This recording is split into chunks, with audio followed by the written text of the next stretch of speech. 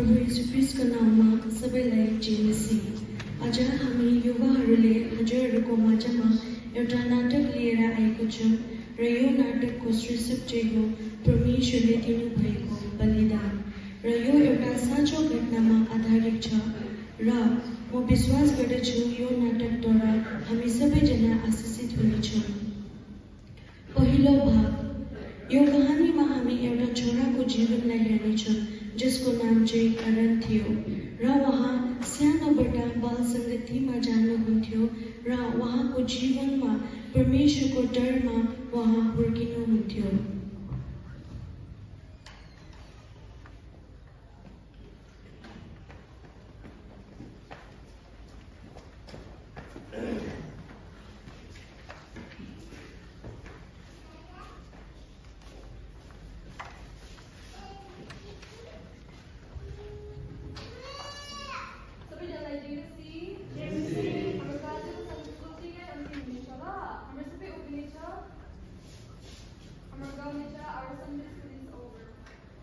Sunday school is over and we are going home. Goodbye, goodbye, be always kind and true.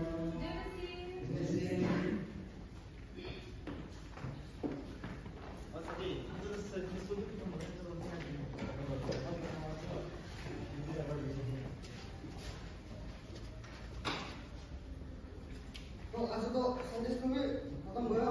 आज तो एक साथ मिलेर presentation भयो। म मेरो साथीहरुलाई बोलाएको छु।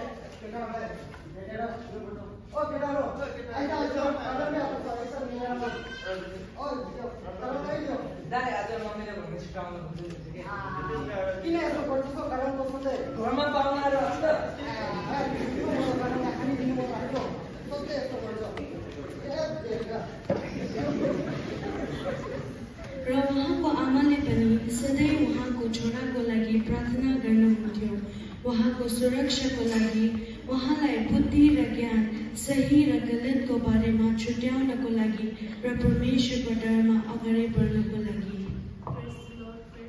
परमेश्वर पिता प्रभु, तपाईँले सधैँभरि मेरो छोरालाई तपाईँले अँगालेर राख्नुहोस्। परमेश्वर प्रभु, तपाईँले नै आशिष गर्नुहोस्। प्रभु, तपाईँले दिनुभएको आशिष नराम्रोदेखि तपाईँले छुट्याउनुहोस्। परमेश्वर प्रभु, तपाईँले तपाईँको स्वर्गदूतको पहिराहरू मेरो छोराको वरिपरि तपाईँले सधैँभरि अँगालेर राख्नुहोस्। परमेश्वर प्रभु, प्रार्थना गर्नेछु हाम्रो प्यारो परमेश्वर पिताको नाममा। आमेन। मम्मी, हजुर छोरा आयो? आयो। ए भोक लाग्दैछ होला है? भात पाक्यो। हो पाक्यो त, आज सँगै खाम नि। खाना ल पस्किदिन्छु नि म। ल हुन्छ। मम्मी मेरो बाइबल कहाँ राख्नु? ऊ त टेबलमा छ होला। उहाँको असल जीवनलाई देखेर शैतानले सोच्छ कि यो छोरालाई म परमेश्वरदेखि टाढा गरिदिनेछु र उहाँको उद्देश्यदेखि म उहाँलाई भट्काइदिनेछु।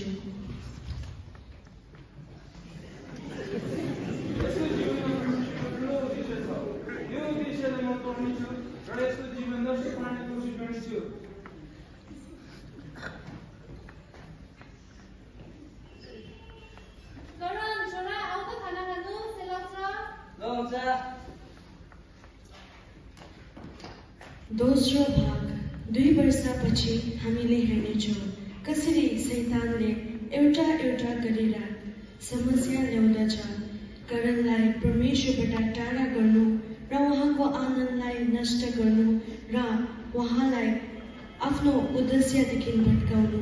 शैतानले आफ्नो पहिलो जाल फाल्छ।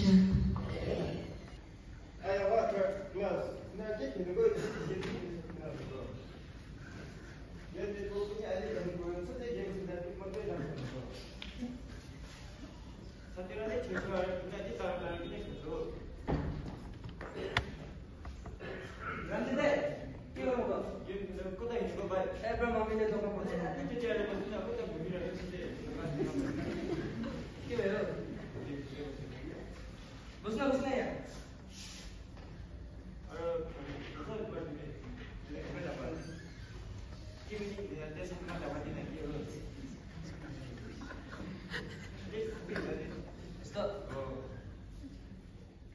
हात तेरेका मरे सोच्दा मेरो फोनमै हाल्दैन।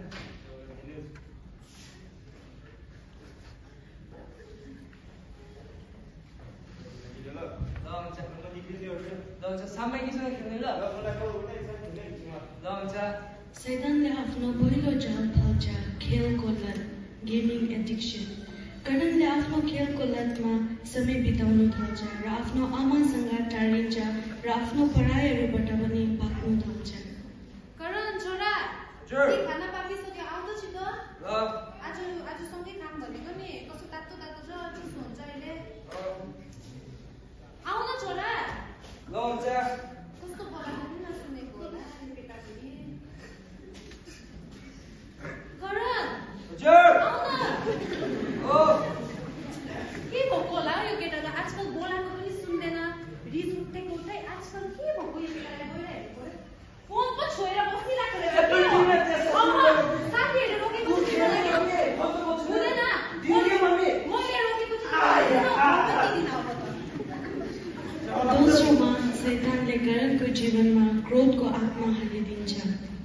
करण जब त्यो साँझ क्रोधमा बसिराखेको हुन्थ्यो शैतानले आफ्नो सबभन्दा ठुलो जाल करणको जीवनमा फाल्छ।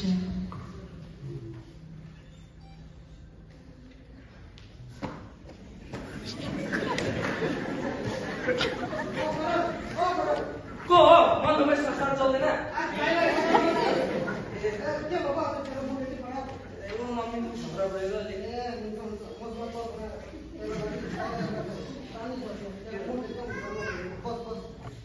खसीको मासु जस्तै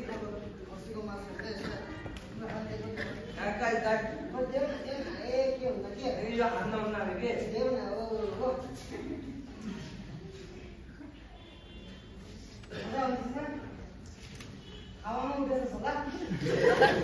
मार्नु नदेखि भयो म पछि माग्छु ल फेरि ल हुन्छ बाटो हेरेर जानु ल 2 महिनापछि करणले आफ्नो जीवन लतमा बिताउन थाल्छ र नशामा ऊ यति डुब्छ कि उसले पैसा धरि चोर्न थाल्छ।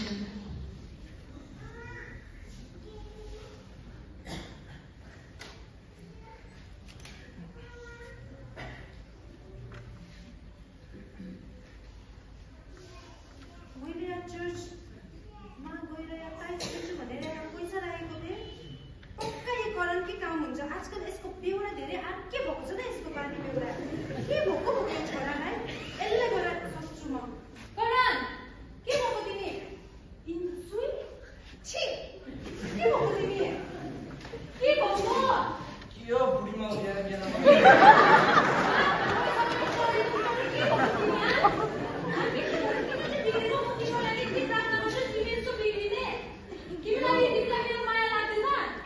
बेके त त्यो त नराख्नु न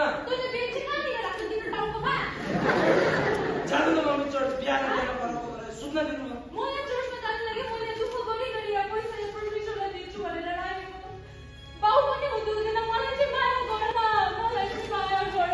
बाबुले किन दिनुहुन्छ अफिसमा मैले मारेको बाबालाई मैले मारेको जानु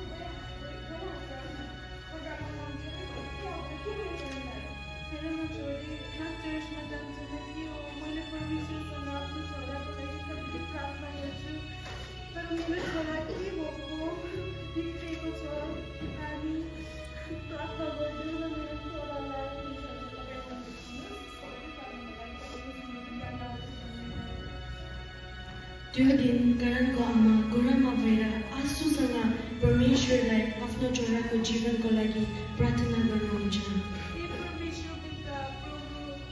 मेरो छोरालाई बचाउनुहोस् प्रभु तपाईँले दिनुभएको आशिष हो प्रभु तपाईँले बचाउनुहोस् प्रभु नराम्रोदेखि तपाईँले छुटाउनुहोस् म एउटा दुःखी आमाको प्रार्थना तपाईँले सुनिदिनुहोस् प्रभु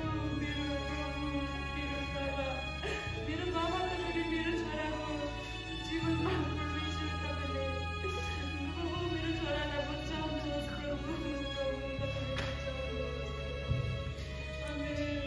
त्यो दिनमा पवित्र आत्माले करणसँग बोल्नुभयो, करण छोरा, तिमीले किन तिम्रो जीवन यस्तो बिताइराखेको छौ? कि तिमीलाई थाहा छैन कि परमेश्वरले तिम्रो जीवनमा ठुलो उद्देश्य राख्नु भएको छ? करणले भन्छ, मैले यति पाप गरेको छु, परमेश्वरलाई को गरी जाने म योग्यको छैन। म एउटा दोषी हो र मेरो पापको सजाय मृत्यु हो। आज मैले मेरो पापहरूले गर्दाखेरि परमेश्वरको उपस्थितिबाट टाढिएको छु र मैले मेरो आमाको र परमेश्वरको मुटु धेरै दुखाइदिएको छु।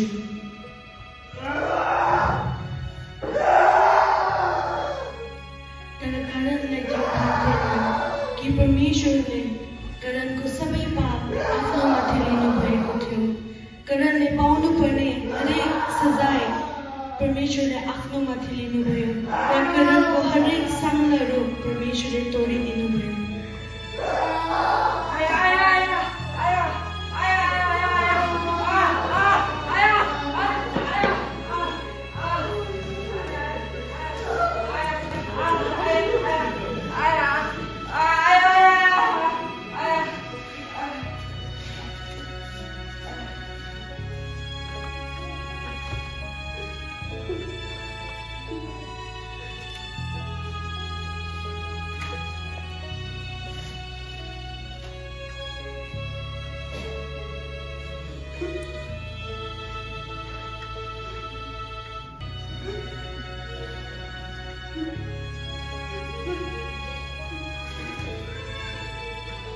मैले तिम्रो सबै पाप आफ्नो माथि लिएको छु र तिमीलाई क्षमा गर्दिछु।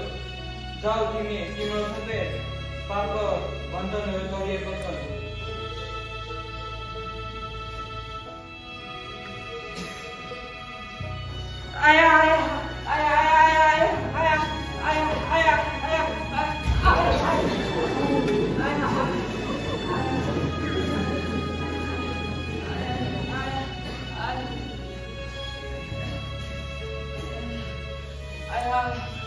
देवा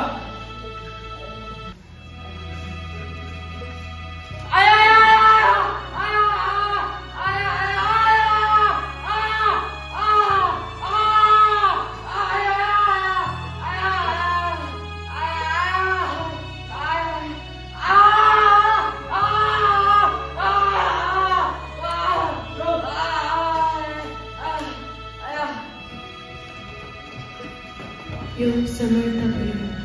आज यदि हामीले सोचिराखेको छौँ कि हामीले गरेको पाप क्षमाको योग्य छैन भने आउनुहोस् हामी सबैजनाले एकचोटि त्यो क्रुसलाई हेर्नेछौँ। जसरी परमेश्वरले करणको पाप सबै आफ्नो माथि लिनुभयो र हरेक साङ्गलाहरू तोडिदिनुभयो, करणलाई जीवन दिनुभयो, यसरी परमेश्वरले हामी सबैलाई छुटकारा दिनुभएको छ र हाम्रो पापको लागि आफै बलिदान हुनुभएको छ। रोमी 5:8ले भन्दछ, परमेश्वरले हाम्रो निम्ति उहाँको प्रेम यस्तो देखाइदिनुहुन्छ कि हामी पापैमा हुँदाखेरि ख्रीष्ट हाम्रो निम्ति मरिदिनुभयो। आमेन।